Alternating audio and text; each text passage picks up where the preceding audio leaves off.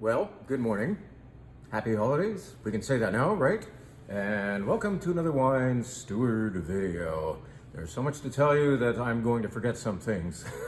But let me say, first of all, that as of maybe later today, you will see on the winesteward.com's experiences page a whole bevy of offered events. Events that are happening here for which you must RSVP, and events that are happening over at Terra Mia Restaurant in Livermore. All Italian wines represented by myself and also the importer himself. So more on that later, but let's just focus on two of the events coming up, one of which you do not RSVP for, you just show up. You appear between the times of 5 o'clock and 7 o'clock p.m., of course. I'm not going to be here that early if it's a.m. This Friday, come and see us this Friday. Meet a vibrant young lady named Taylor, who will be representing wines, six wines of hers that will be embedded in both the white and the red flight. And the really cool thing is that 3 of them are from Switzerland. We finally have some wine from Switzerland, including this wine made of a grape called Chasselas, which is often called Fendant or Fendant there in Switzerland. I mean, these names may be Greek to you, but they're actually Swiss, and they are really lovely wines. This is a white wine from there. Another that I have here is, it's actually in my glass. The glass that's hiding so far, but this is Petit Arvin, a really interesting white. It's said to be the best white grape and therefore wine from the Valais region, Valais in Switzerland. And here it is in a Burgundy glass, because I thought this just does behave a little bit white Burgundy, but there's an element of what I sometimes call bruised apple happening in the nose. Now, we don't necessarily want to eat a bruised apple, but smelling and drinking something that reminds us of it, that's a different matter.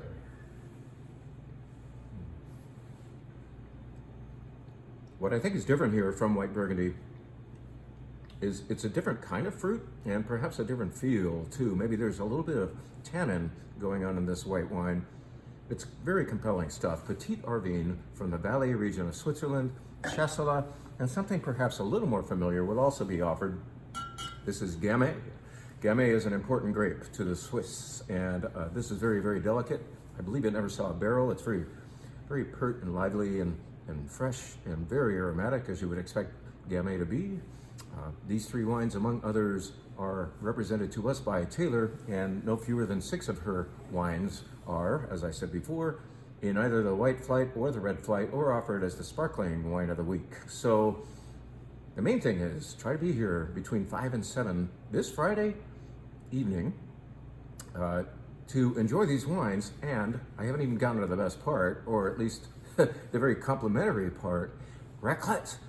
Taylor is bringing with her, I think, all the gear and the cheese necessary to serve this really cool and very Swiss thing called raclette. Raclette is the name of a cheese.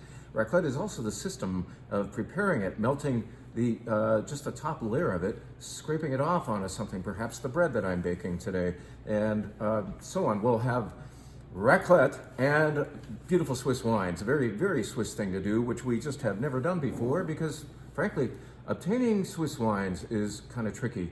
They drink most of it themselves. Well, they deserve to, and I don't blame them, because they're really beautiful wines. So we're in for a very nice and delicious lesson, and anyone ordering a flight here is in for free raclette. How about that? That's the deal. This Friday from 5 to 7 p.m. That's it for talking about what's going on in the wine bar insofar as the Swiss stuff. But I want to mention one wine, because it's a good segue into the announcement that within a day or 2, you beautiful, loyal wine club members will be able to walk in here and pick up your November wines, many of which are chosen for the upcoming feast. Not all of them necessarily, but a lot of these wines were selected this month to go with Thanksgiving dinner. I need another sip of this.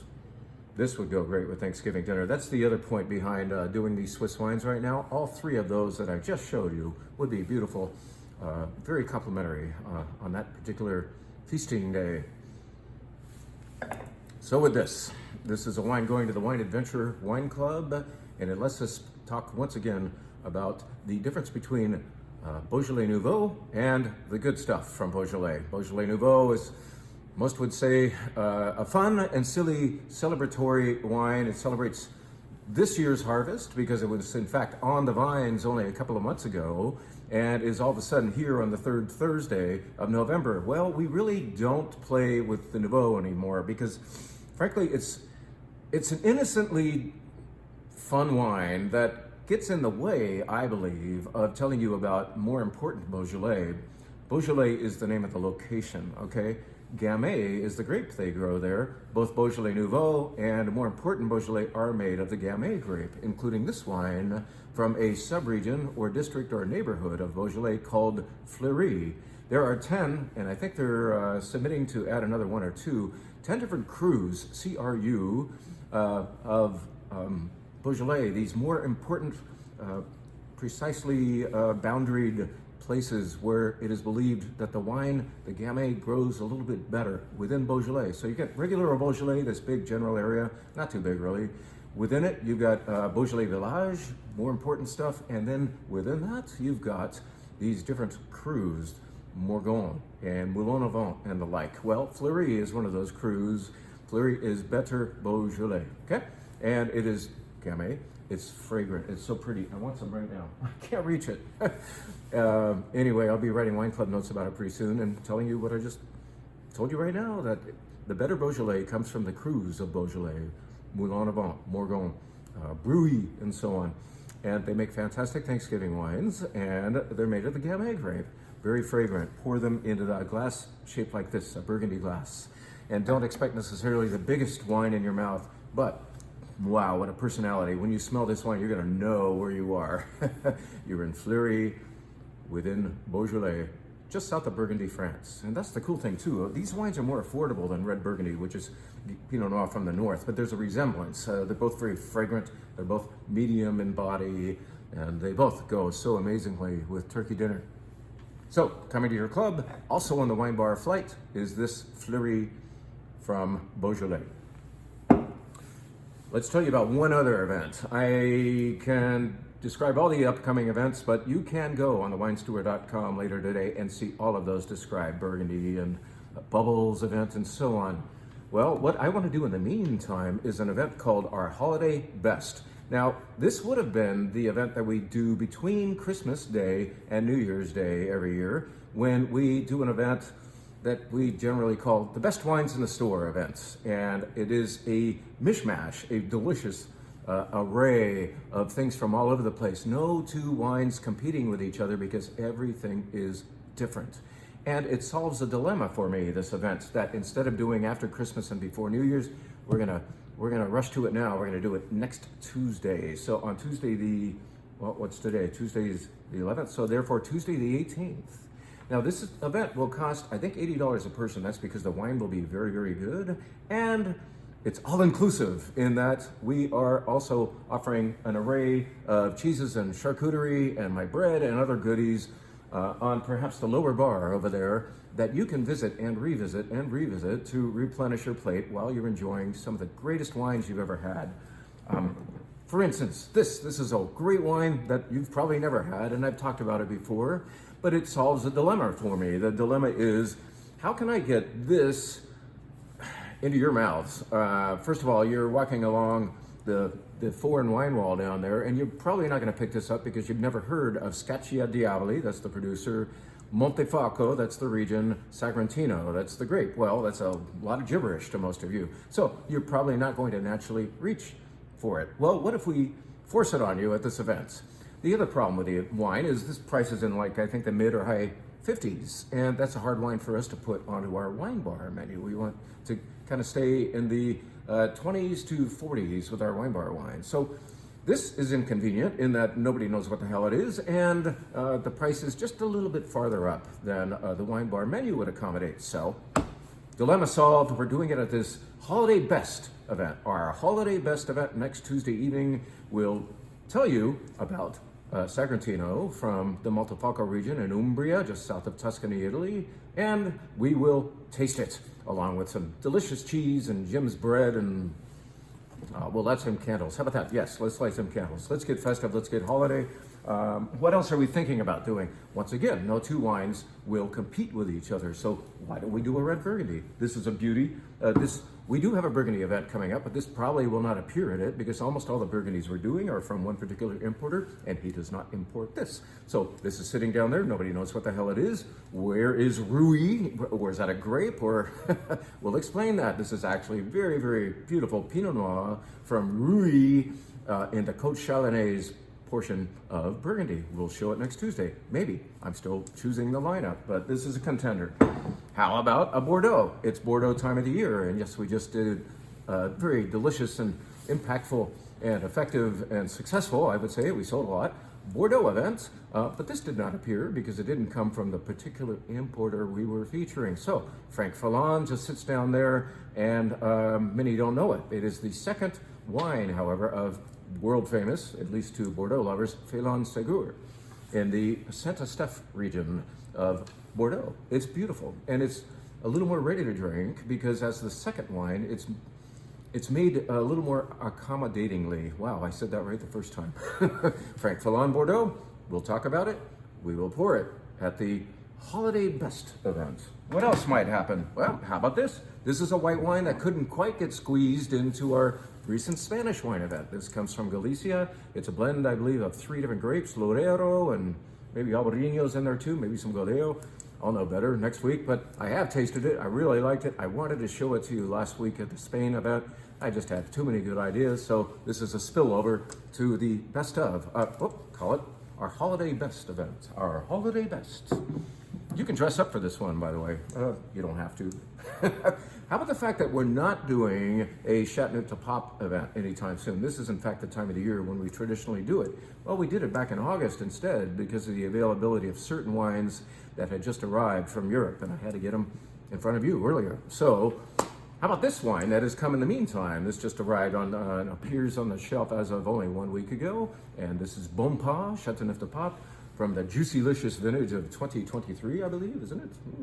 Yep. And tasty, fruit forward, ready to drink.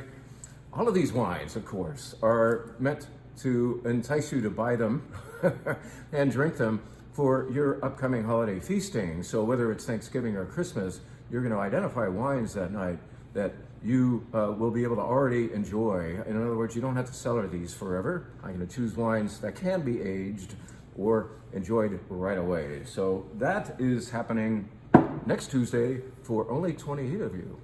I don't want to have more. We're not going to add a third bottle to this one. I want to keep it intimate and light some candles and put out some cheese and meat for you guys that you can, once again, repeatedly visit and revisit. And, well, that's a redundancy, isn't it? But anyway, that's next Tuesday. And it's on thewinesteward.com already. I have it posted there, so sign up early and often because, once again, only 28 can come. I look forward to seeing you. Let's just say a little bit more about what's happening on the wine bar with a couple minutes left after a sip of Petit Ardine, which is in fact on the white flight, as I think I said.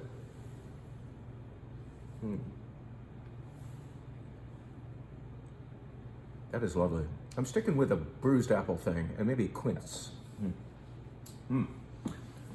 Also in the flight, 5 wines, white wines meant to go with turkey dinner. You have the opportunity to meet our new Verdejo. Verdejo, perhaps it's more properly pronounced, is grown near Madrid. And it's a great thing for hot days in Madrid, but it's also nice this time of the year. It smells like a daisy. It feels and tastes a little bit like grapefruit, and it's a dry wine with a lot of vivacity. And that's, I think, also gonna work well with Thanksgiving dinner because everybody, all of your guests will like this wine. Nobody dislikes Verdejo. Verdejo. How about a Chardonnay?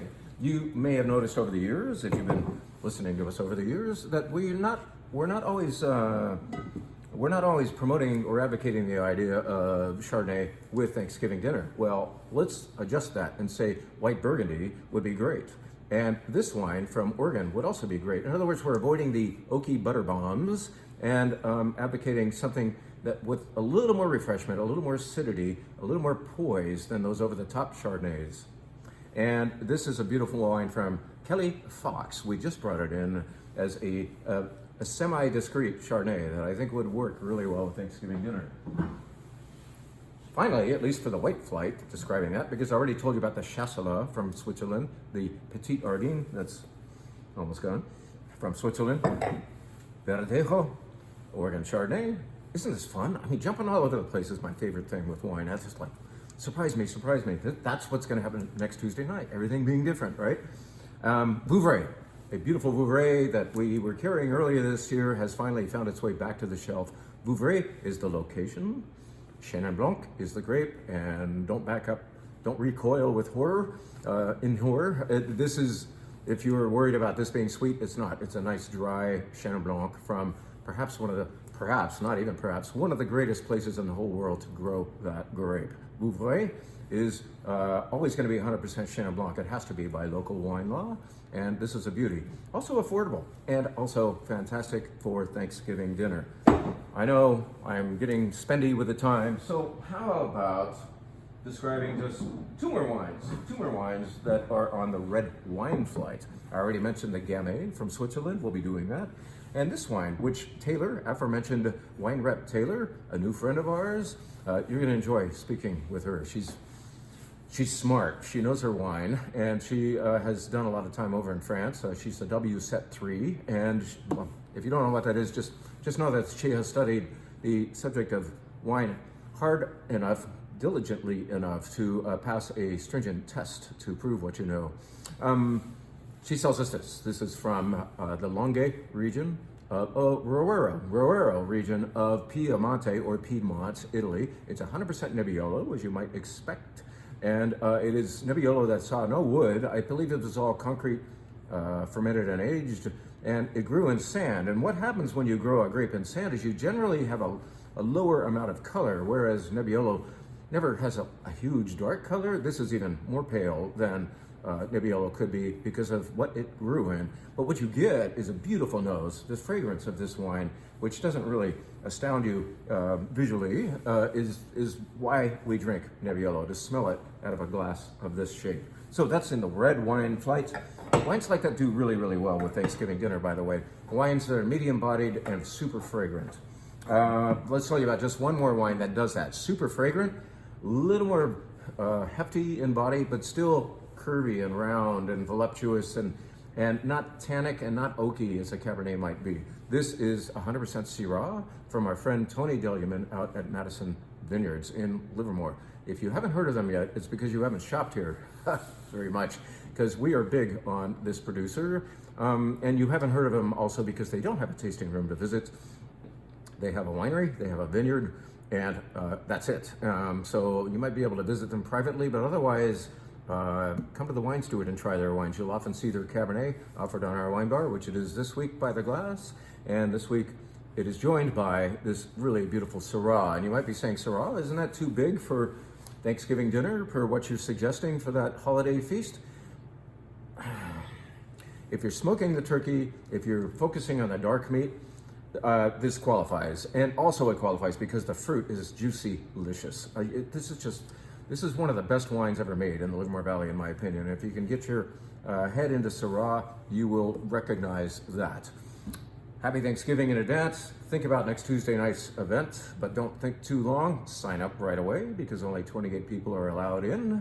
And do join us for raclette and some Swiss wines, among others, this Friday evening from 5 to 7 p.m.